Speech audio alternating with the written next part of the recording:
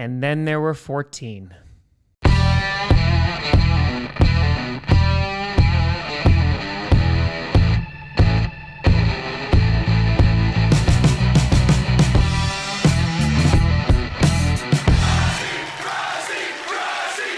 Grossi Posse Packer Nation. Welcome to an episode of Podcast, the podcast where you don't have to be a Packers fan, but it sure does help. I'm your host, Tom.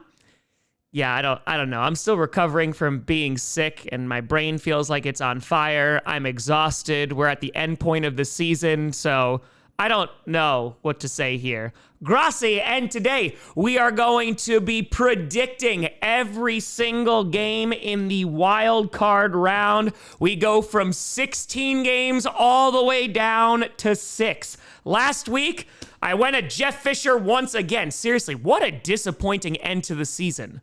Oh my God, am I the Green Bay Packers? I finished 8-8 last week, meaning I have a season record of 176-95, placing me at 1,463rd place in the Pick'em League. I was top 250, damn it, at one point, and now I have fallen. But there is one who has led the Pick'em Leagues to salvation, or they won the entire thing, and that is Barkley up the wrong tree, finishing with a 189-82 record. A huge congrats to you for winning the Pick'em League. A crisp high five for you. Also a shout out to Cool Name 420 Picks 1 with a 189-81 record, as you are the runner-up. A huge shout out to the both of you. I also have a playoff Pick'em bracket as well. For some reason, it didn't let me pick Grossi Posse as the name because somebody already chose it, and it was not me who did it. Oh God, maybe it was AI Tom. He's come for me. They're taking over us all. Quick, before it's too late, stop him! Stop that man!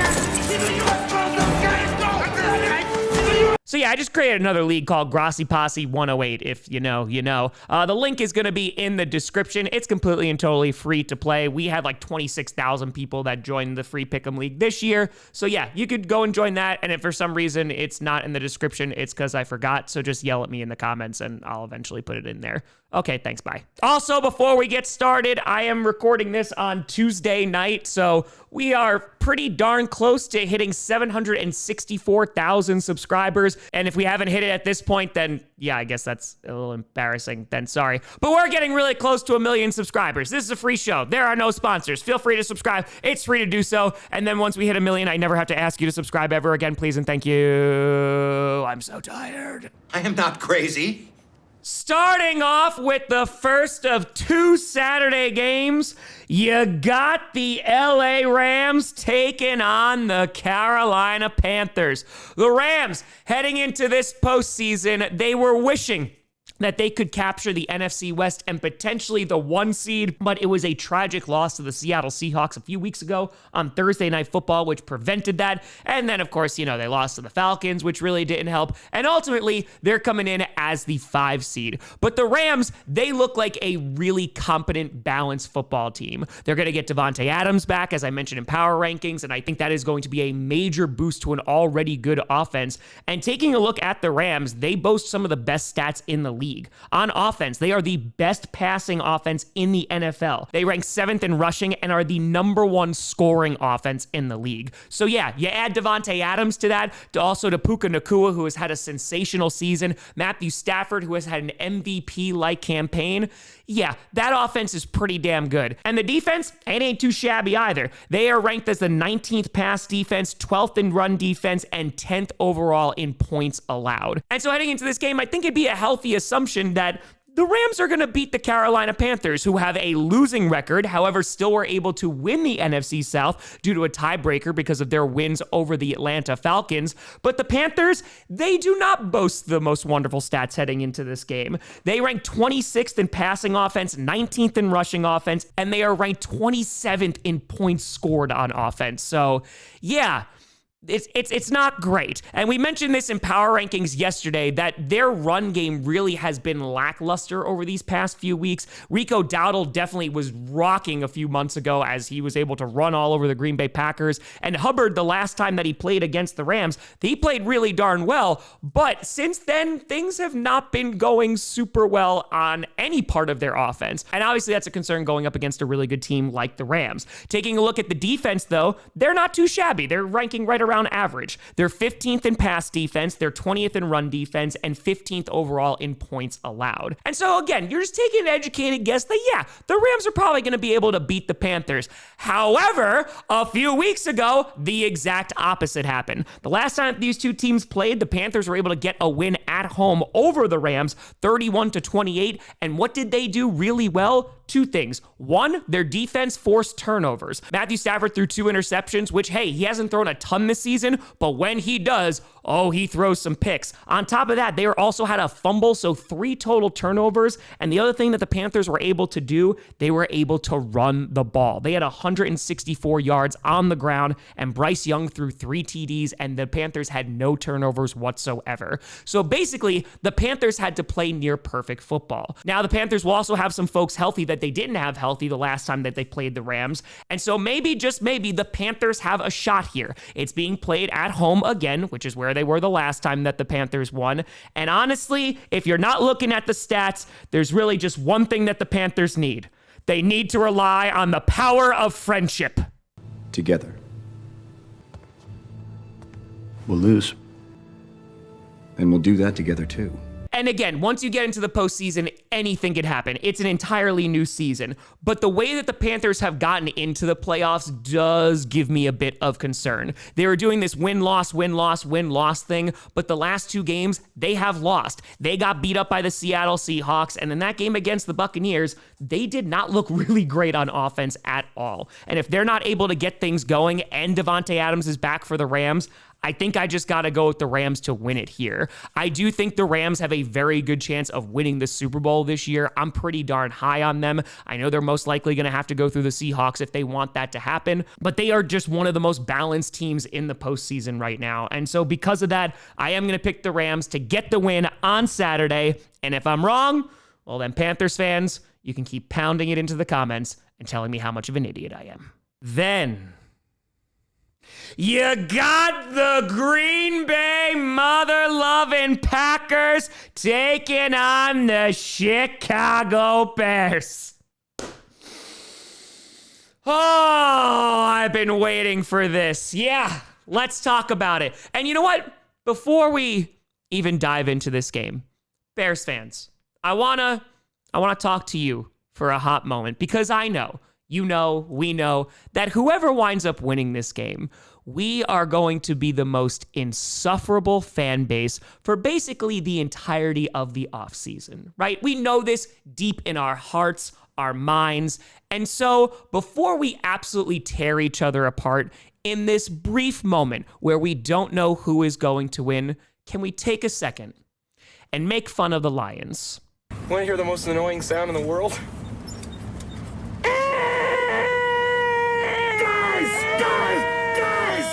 They were the number 1 seed last year, and then they didn't even make the playoffs. But they still swept the Bears. We're so back. The Green Bay mother-loving Packers, they have lost their last 4 straight games. What a transition.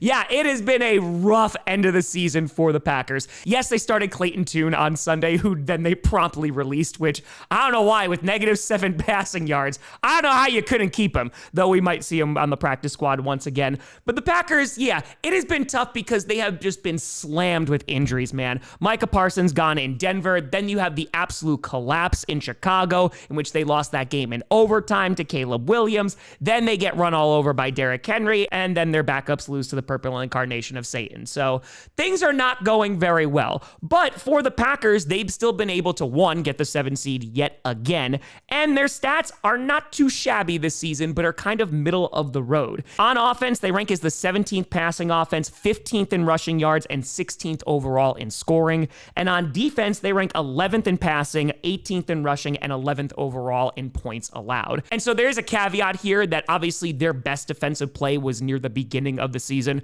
Oh God, take me back to those first 2 weeks. It was beautiful. But yeah, when the pass rush was able to get after opposing quarterbacks, it made our secondary look significantly better. Now, we don't really have that pass rush. But the somewhat silver lining is that they've shown that they can beat the Bears. One with Micah Parsons, and the second one, they were winning for 3.5 quarters before they completely and totally collapsed. Now, talking about the Chicago Bears, they've had one hell of a season, man, but they are very offensively driven. I mean, you want to talk about Caleb Williams has definitely progressed. I talked about this in power rankings. No, he didn't get 4,000 yards this season, but he's setting some freaking franchise records. On top of that, Ben Johnson coming in, rebuilding the trenches. As I mentioned, D-line, a bit overpaid. They're going to have to put some more talent there, but the offense has done incredibly well. They rank 10th in passing yards, 3rd in rushing, and 9th overall in points scored on offense. So yeah, that's a top 10 freaking offense that the Bears have. When's the last time that we've seen that? It's been 84 years. On defense, though,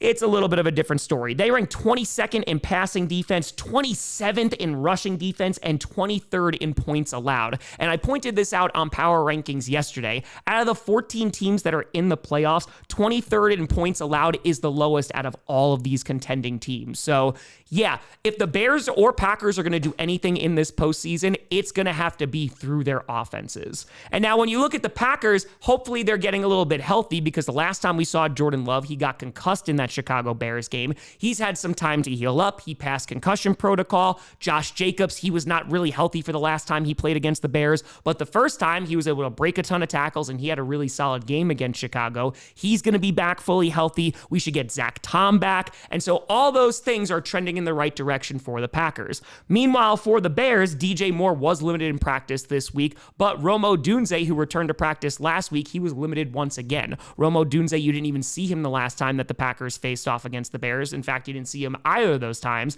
and you also didn't see Luther Burden. So if they're able to have all of their wide receivers back, that is definitely going to be a problem for this Packers secondary. And taking a look at this game being played in Chicago, man, this is going to be a fight. You look at the first game they played, it was a tale of two halves. The Packers dominated, but then the Bears were able to claw their way back. And then you look at the last time, like I mentioned, the Packers were playing really damn well, and then just everything went wrong. And I know that I'm going to seem like a homer here, and I know that I always pick the Packers, but I really feel like the Packers have a good shot to win this game. I just think a healthy Jordan Love with a returning Zach Tom, yeah, I think that they could do some damage. The pass rush for either team really doesn't scare me a whole lot. While you did see some nice flashes from guys like Sorrell or Oliver on Sunday, we'll see if they're even going to take the field on Saturday, because they're going to have to try and get after Caleb Williams. They didn't get a single sack last time, except that one that got negated for a face mask. But in terms of how the Bears can win this game, they also can air it out. And as I mentioned, if they have all their wide receivers back, it could be a very long day for that secondary. The Bears were able to efficiently run the ball the last time with Monangai and Swift, but as long as the Packers are able to contain them at least somewhat,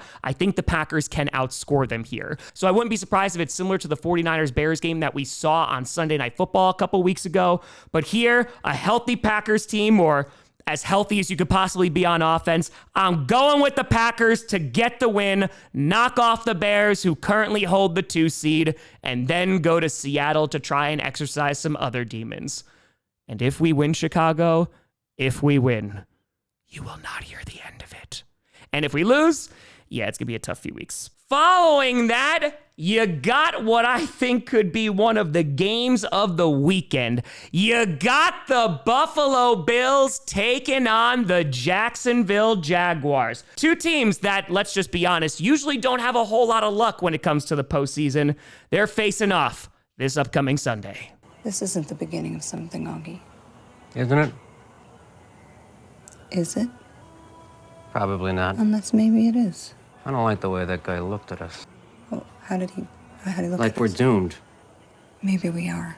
The Bills had a bit of an interesting season. Josh Allen had a really nice campaign, not an MVP-like campaign like he had last season, but still pretty good. They have been plagued with wide receiver issues, whether it's just, disciplinary issues, or the fact that they just need a true wide receiver one. They haven't been able to find a reliable guy. Big dog, you supposed to be our number 1. Come on now. And on top of that, their run defense is pretty damn terrible. However, their run game, really damn good. Taking a look at their offense, they rank 15th in passing yards. They are the best rushing team in the NFL and ranked 4th overall in scoring offense. So again, maybe some of the pressure has been taken off Josh Allen, but I'm going to look at a few things there. One, I'm looking at wide receivers, but two, also because that run game has been so damn good, they haven't needed Josh Allen to completely ball out every single week. He's still very capable to do so, but it's not necessary. But I think what makes the Bills frustrating this season is, besides some of their offensive woes, is that their defense is just so lopsided. For example, they rank as the number one pass defense in the NFL. And I had to triple check that because I was like, are we sure there? But yes, they do. They rank above the freaking Minnesota Vikings, who are coming in at number 2, and their defense has been playing lights out. But after that, things don't get much better because they rank as the 28th run defense in the NFL, which is just abysmal. And you have seen that happen time and time again this season, where there have been opposing squads who have just run all over them. Overall, though, they are 12th in points allowed. So yeah, it's pretty respectable, but that run defense just... it sits there like a blemish. They're going to be taking on the Jacksonville Jaguars, who, what a hell of a season they have had, man. Liam Cohen has come in and completely changed up that squad. Trevor Lawrence has had a sensational season, and they've put up some really damn good stats. They rank 12th in passing offense, 20th in rushing offense, and they're 6th in points scored. So... yeah, they're pretty damn good. And in the beginning of the season, in the middle, we were kind of like, I don't know how good they are. They have finished this season really damn strong. On defense, they rank 21st in passing defense, but after that, they are the best run defense in the NFL and ranked 8th in points allowed. And so right off the bat, this matchup is fascinating. You have James Cook, who is the rushing champion from this season, going up against the best run defense in the league. So automatically, this is going to be one hell of a showdown. And then from there, you go, okay, maybe it's going to be whoever can air it out a bit more, or if the Jaguars can get it going on the ground, they might be able to take advantage of that terrible Bills run defense. And for me, this is kind of a flip of the coin. Being played in Jacksonville, I think, is a huge advantage, because if the Jaguars had to travel to Buffalo, I think we might be singing a different tune. But again, that run defense is sitting there and is kind of really scary, but we'll see if that Bills pass defense is able to make some moves against Trevor Lawrence, and maybe Lawrence is not going to be as effective, and who knows, maybe he reverts to where he was in the middle of the season and starts throwing some turnovers. But here, I'm going to go with the home team, and I'm going to go with the Jacksonville Jaguars. If they're able to get the run game going, if ETN is able to break a few, I do think the Jaguars could control time of possession and potentially win this football game. I think it's going to be an absolute great matchup, and the thing that concerns me the most is that if Jacksonville is able to stop James Cook, which again, as the best run defense I think they'll be able to do, the Bills are going to have to rely on Josh Allen, which is not a bad thing, but considering who his receivers are, yeah, I'm just going to go with the Jaguars here. I just think they have a bit more of a balanced team this year, and I think they're going to be able to stop the Bills' biggest strength. So because of that, I'm going with the Glitter Kitties here. And for Bills Mafia, if you win, I hope you go all the way this time. Unless it's against the Packers. Then, this is going to get heated. You got the San Francisco 49ers taking on the Philadelphia Eagles. Well, these two teams are definitely not fond of one another. He doesn't like you. I'm sorry. I don't like you either. The 49ers, the fact that they're even in this spot is wild, and I gave them their props on power rankings, but legitimately, the fact that they were contending for the number 1 overall seed in the NFC, it's pretty damn impressive losing some of your biggest playmakers on defense, so I gotta give them some props. But taking a look at this 49ers team, they are all offense. They rank 5th in passing offense, they are 24th in rushing offense, which is a little bit surprising, but there have been times where CMC has not been able to get things going. Look at Saturday. And they rank 10th in points scored. So yeah, this offense is still able to drive the ball down the field, especially when they're going up against bad defenses. You saw this in that Chicago game, and especially when they're able to get CMC going. I've mentioned this all year. He's been the engine that allows the 49ers to go. When Brock Purdy wasn't there, he was a major part of their game plan. And when Brock Purdy came back and started balling out, he was still a major part of their game plan. But going up against really stout defenses has been a problem for them this year. And taking a look at the 49ers defense, that has also been a problem this year. They rank 25th in passing defense, 11th in rush defense, and 13th overall in points allowed. So that secondary is very easy to take advantage of, especially when they don't have those pass rushers coming at you like Bosa, which, yeah, that makes a whole lot of sense. And they're going to be taking on the Philadelphia Eagles, who are basically the complete opposite of the 49ers. This year, their defense has been really damn good, besides their run defense, but we'll get there. And their offense... yeah, their offense has left a little bit to be desired. Their offense right now ranks 23rd in passing attack, 18th in rushing offense, and 19th in points scored. So a very lackluster performance overall this year with a ton of talent on the offensive side of the ball. A lot of Eagles fans are rushing to blame Kevin Patullo. You could look at the offensive line being reconfigured and missing some folks on there. But overall, this offense really hasn't struck a lot of fear in the hearts of a lot of their opponents. But their defense, though, definitely doing so. When guys like Jalen Carter are back on the field, he is a huge difference maker. They rank 8th in passing yards, 22nd in run defense, and 5th overall in points allowed. They are not allowing a ton of points to be scored. And you talk about the Jaguars-Bills game and why I think the Jaguars can win. Look at what the Eagles were able to do against the Bills. They shut them out in that first half, and it wasn't until the very end that the Bills were able to finally score some points, and they were nearly able to win that football game. But good defenses can shut down good offenses, and you know the old saying, defenses win championships. And I don't know if this Eagles team is a championship quality team, but I know if they're going to make it there, their defense is going to be the reason why. And taking a look at this game being played in Philadelphia, it's likely going to be cold.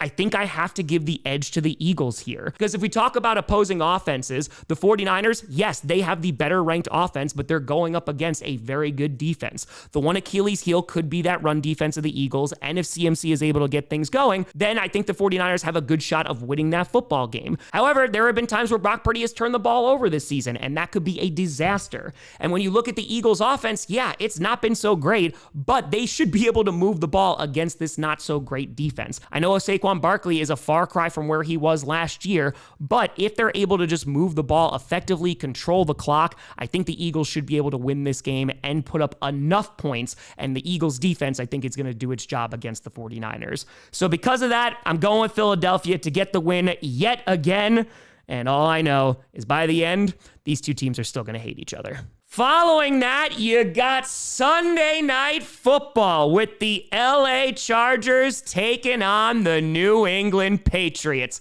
That's right, the 23-year-old Drake May meets 27-year-old Justin Herbert. Look how old you've become. Something far worse has happened to you. 27's old.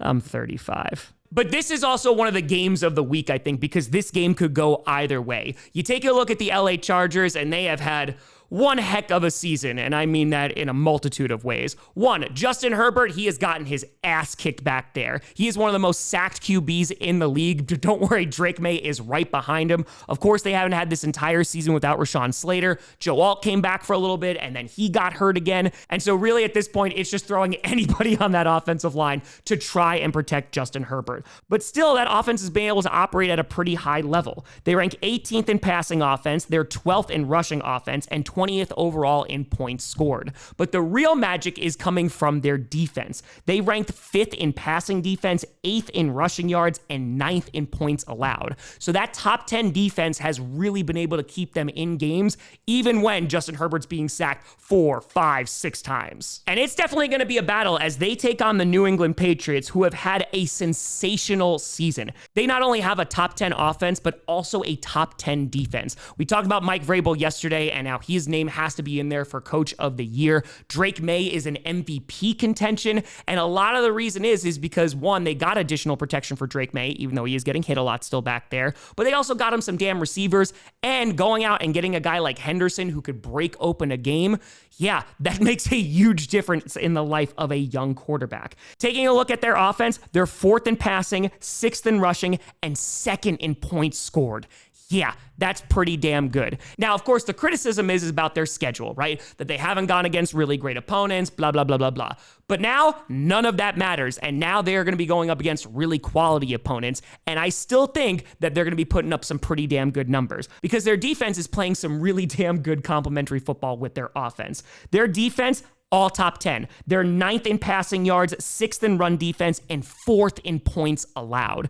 So yeah, they are a tough team to score against. They are a team that can put up a bunch of points. We saw against the Ravens that they're able to come back. And so I really feel good about the Patriots in this postseason run. On top of that, Milton Williams and Will Campbell have been activated back onto the 53-man roster. That is going to be a huge boost for both the offense and the defense, because when you look at the Patriots defense, that pass rush has been a little lackluster at time. And as I mentioned, that protection really not so great, but I feel like I can't complain about the protection when I'm talking about the Chargers. So yeah, I won't. This game, I think, is going to be a good one. Both teams can run the ball well. Both teams can throw the ball. But ultimately, I do think the Patriots should be able to win this game in Foxborough. And as long as the Patriots don't put the ball on the ground or Drake May doesn't throw any interceptions, I feel like they can get this win. Now, I will say, I would not be surprised at all if the Chargers wind up winning. I think the veteran presence of Herbert, he's been used to this terrible offensive line all year.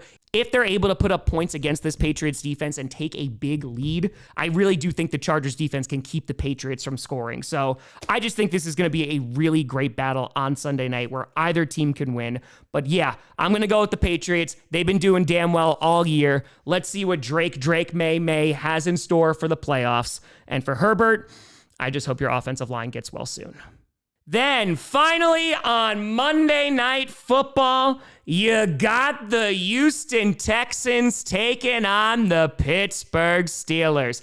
The Texans, they're my dark horse, baby. They are the team that I have selected that I think could go to the Super Bowl in the AFC. Their defense has been absolutely superb this year. D'Amico Ryans has been phenomenal as a coach, and their offense hasn't been too shabby either. They rank 14th in passing yards, 22nd in rushing yards, and 13th in points scored. And the 13th in points scored, honestly, that's pretty damn good. Considering where they started this season, it did not look like their offensive line was going to allow their quarterback to do anything. They're on top of that, they've really had no run game to complement CJ Stroud this year. They're still missing Tank Dell. And so I just think it's really impressive what the Texans have been able to do on offense. But what's more damn impressive is that defense. They rank 6th in pass defense, 4th in run defense, and 2nd in points allowed. They are a stingy team. The only other team in these playoffs that rank higher than them in points allowed are the frickin' Seattle Seahawks. So who knows? Maybe that's what we're going to see for the Super Bowl. But they're going to be taking on the Pittsburgh Steelers,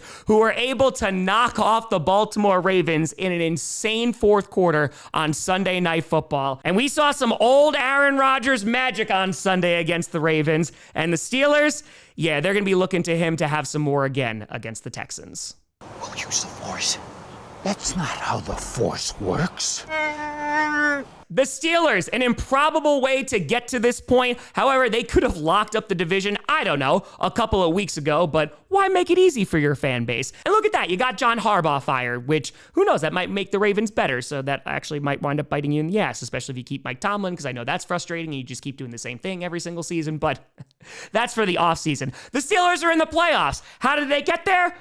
Well, on offense, they rank 22nd in passing yards, 26th in rushing yards, and 15th in points scored. So, yeah, not the absolute best. Their rushing attack has not been super impressive. While guys like Kenneth Gainwell have had these games where they've gone off, and I actually really like Jalen Warren, their run game just has not been the same of where it has been in previous years. And while Aaron Rodgers has had a better season than when he was on the Jets, one, that's not saying much, and two, the last 2 weeks, he's had to do it without his largest target, and that is DK Metcalf, who they will be getting back for this game, which they're going to need all hands on deck to be able to knock off this Texans defense. But speaking of the Steelers defense, they rank 29th in passing defense, 13th in rushing defense, and 17th in points allowed. So yeah, there's one that's above average, and that is their run defense. So I don't think the Texans are going to be able to run against them, but the Texans are not really running anyway. So I don't think that's going to make much of a difference. Where the Texans can take advantage of this Steelers defense, though, is definitely their secondary. Besides having to account for TJ Watt, if CJ Stroud is able to pass this ball efficiently,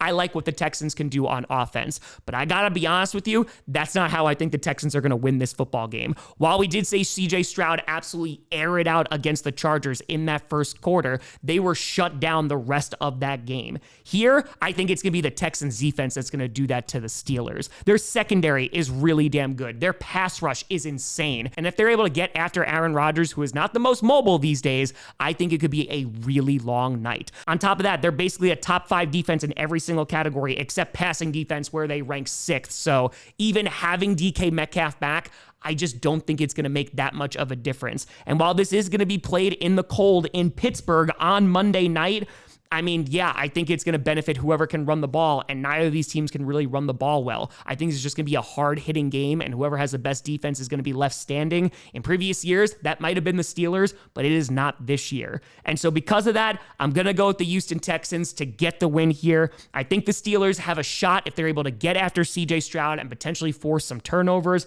but I just don't trust this offense going up against a very elite defense. So because of that, I'm going with Houston to get the win.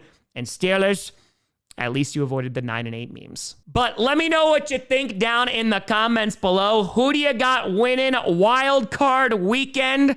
And then we're on to the divisional round. The end of the season is coming up quick, so let's enjoy every single one of these games.